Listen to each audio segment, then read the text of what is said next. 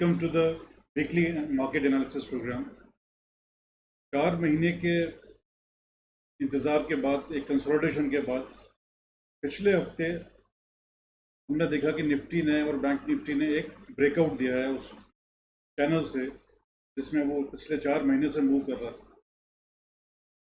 अब ये breakout sustain करेगा या नहीं करेगा, right now it is difficult to say. हम डाटा और जो फैक्टर्स जो मार्केट को इम्पैक्ट कर रहे हैं उनको देखेंगे, then we will make an assessment कि ये ब्रेकआउट जो है सस्टेनेबल है कि नहीं। Before we go to the presentation, एक चीज़ मैं रिपीट करना चाहूँगा व्यूअर्स के लिए कि ये प्रोग्राम बेसिकली उन लोगों के लिए यूज़फुल है जो कि रेगुलरली ट्रेड करते हैं और एक मार्केट का सेंस अंडरस्टैंड करना चाहते हैं, समझना चाहते हैं कि क्या फैक्टर्स मार्केट को इम्पैक्ट कर रहे हैं, पॉजिटिव या नेगेटिव, और उस बेसिस पे वो ट्रेड्स लेना चाहते हैं। हालांकि जो बिगिनर्स हैं, जो न्यू कमर्स हैं, वो भी अगर इसको लगातार देखेंगे तो उनकी भी समझ बढ़ती जाएगी इस मार्केट के बारे में, और किन फैक्टर्स पर उनको नज़र रखनी है ये उनको क्लियर होता जाएगा। They can become a better trader by understanding the sense of the market, because understanding the sense of the market is the first step. अगर आप बिना मार्केट के सेंस को समझे, शॉर्ट टर्म उसका जो ट्रेंड है उसको समझे बिना अगर आप ट्रेड करेंगे, then you are bound to make severe mistakes. So if you are a long-term investor, you are not concerned, you are not trading, then of course short-term की कोई मूवमेंट आपको इम्पैक्ट नहीं करेगी। तो दिस इज बेसिकली जो trading कर रहे हैं रेगुलरली, भले वो वीक में करते हैं या 15 दिन में एक बार करते हैं और 2 बार करते हैं, उनके लिए ये प्रोग्राम यूजफुल रहेगा। So let's go to our presentation.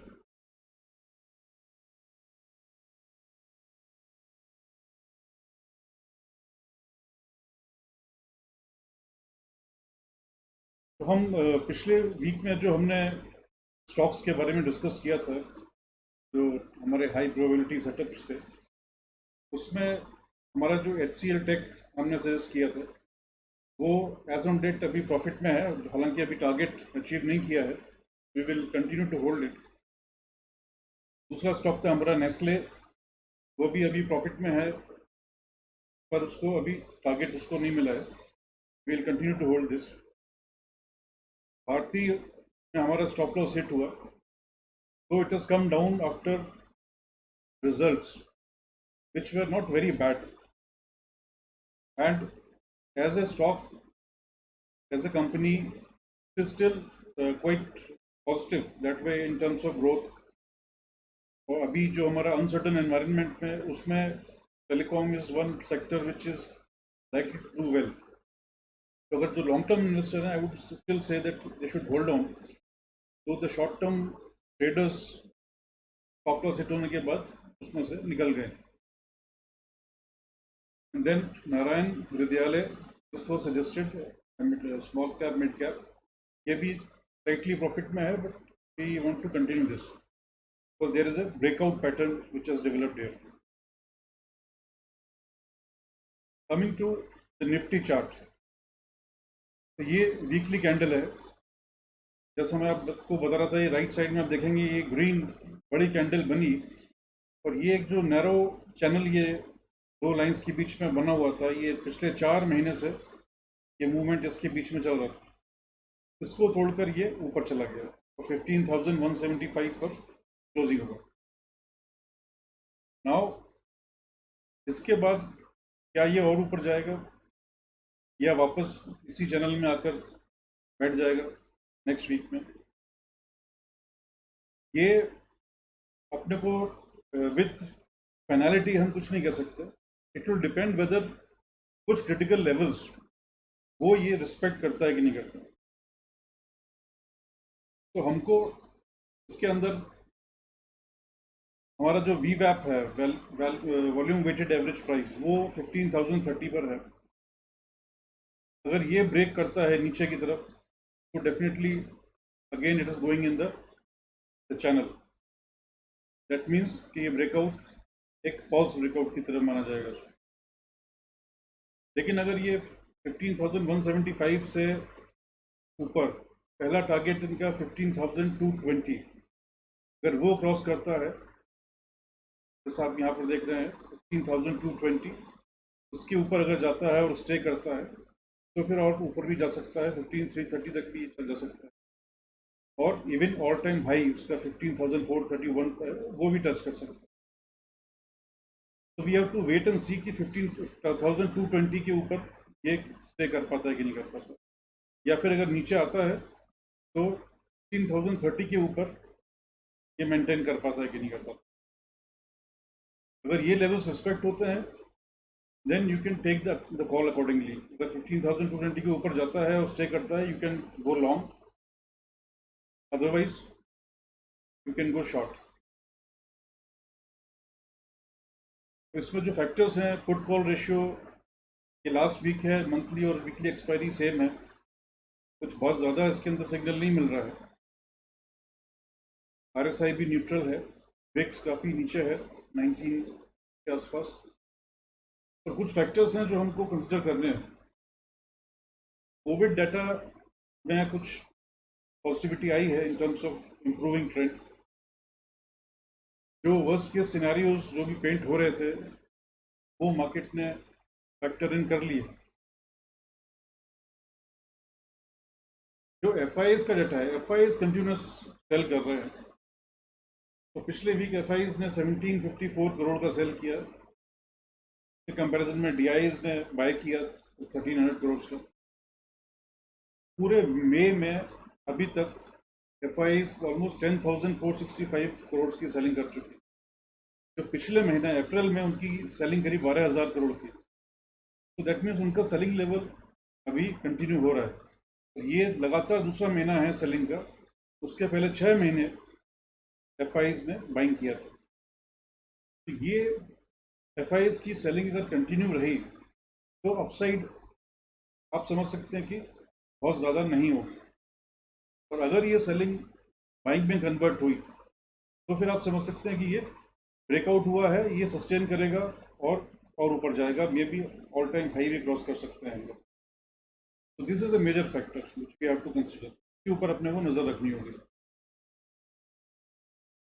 बाकी जो फैक्टर्स हैं, US 10 ईयर बॉन्ड यील्ड है, US डॉलर इंडेक्स है, ये सब बड़े फेवर में है हमारे इमर्जिंग मार्केट, क्योंकि ये काफ़ी नीचे आ गए हैं और एक रेंज में है। तो दैट मीन्स कि बाहर से पैसा आने का जो फ्लो है उसके ऊपर कोई इम्पैक्ट नहीं है। और उसका एक और इंडिकेशन है, जो हमारा US डॉलर तो इंडियन रुपी का जो एक्सचेंज रेट है, तो रुपी काफ़ी स्ट्रांग हो गया है।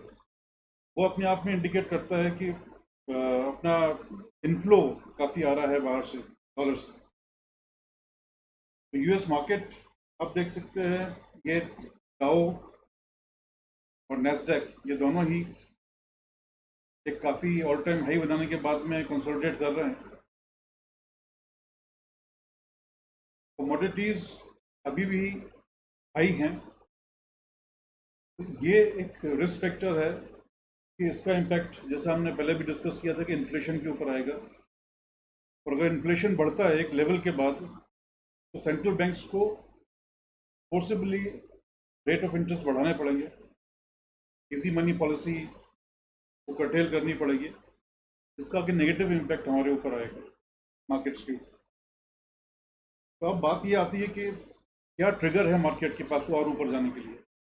पहला तो हमने बताया कि FIs का बाइंग वापस आना ज़रूरी है। दूसरा, जो एक और स्टिमुलस की जो बात तो चल रही है, जो हमने लास्ट टाइम बात किया था, ये अभी ग्रेप वाइन है, बट अगर मार्केट के जो बड़े प्लेयर्स हैं उनकी नॉलेज में अगर कुछ है तो उसकी वजह से ये मार्केट ऊपर गया है पॉसिबली, और ऊपर भी जा सकता है। लेकिन अगर ऐसा कुछ नहीं है तो ये माना जाएगा कि ये जो अप मूव आया है पिछले वीक में, ये एक शॉर्ट कवरिंग के चलते आया है। और शॉर्ट कवरिंग का अप मूव ज़्यादा नहीं चलता है, वापस फिर अपने लेवल्स पे मार्केट आ जाता है। तो अगर इसके पीछे कुछ है न्यूज़ फ्लो जो अभी हमको विजिबल नहीं है, तो हमको वॉच करना है कि ये उस क्रिटिकल लेवल्स पे आके रुकता है कि नहीं रुकता, 15 to 20 जो हमने बात की है। तो this is what we have to watch closely कि किन लेवल्स पे आके वो निफ्टी अब स्टेबलाइज होता है।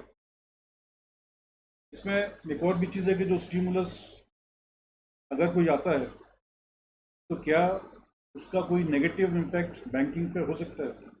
अभी तो हमने ये जो रैली देखी इस वीक में, ये पूरा बैंकिंग से ड्रिवन था। Bank index, bank Nifty almost 2200 points ऊपर चला गया एक हफ्ते के अंदर में। तो पूरा बैंक ने ड्राइव किया इस अप मूव को।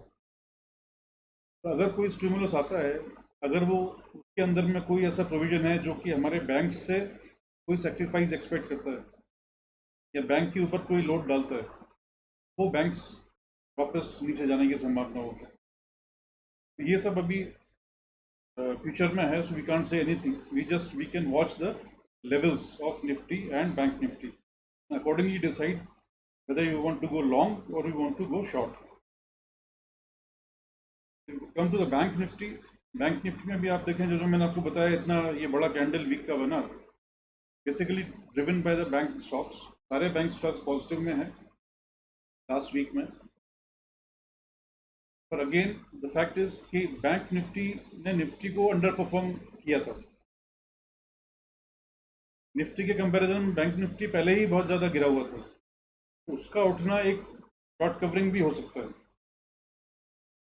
तो अगेन शॉर्ट कवरिंग है या कोई जेन्युइन बाइंग आई है because of some background news, ये पता चलेगा जब वो क्रिटिकल लेवल्स के ऊपर जाके रुकेगा। क्रिटिकल लेवल बैंक निफ्टी के लिए है 34,800। इसके ऊपर अगर जाता है और रुकता है तो नेक्स्ट का जो पड़ाव 35,600 तक भी जा सकता है, एंड देन उसके बाद 36,800 उसका 36,800 उसका अगला पड़ाव होगा। ये लेवल्स अपने को क्लोजली वॉच करने हैं। अगर ये शॉर्ट कवरिंग मूव था, जेन्युइन बाइंग नहीं है, तो लाइकली कि बैंक निफ्टी वापस स्लिप करेगा। तो सपोर्ट 33,900 और 33,350 पर मिलेगा। We come to the high probability setups for the next week. तो 3 स्टॉक हमने सेलेक्ट किए हैं। First is the Kotak bank, current market price 1757। पहला टारगेट 1805 एंड देन उसके बाद 1920। दूसरा है लार्सन एंड टुब्रो LNT, ये अभी 1418 पर है। हमारा टारगेट पहला है 1520 का, उसके बाद 1560। तीसरा है TCS, तो करेंटली 3080 पर, टारगेट है 3160, 3200। ये तीनों स्टॉक्स हमारे अंडर डिस्कशन है। अगेन आई विल रिपीट, आप जो भी ट्रेड करें, the current market situation is very tricky and it is not very easy to trade in such market conditions where there are a lot of moving parts.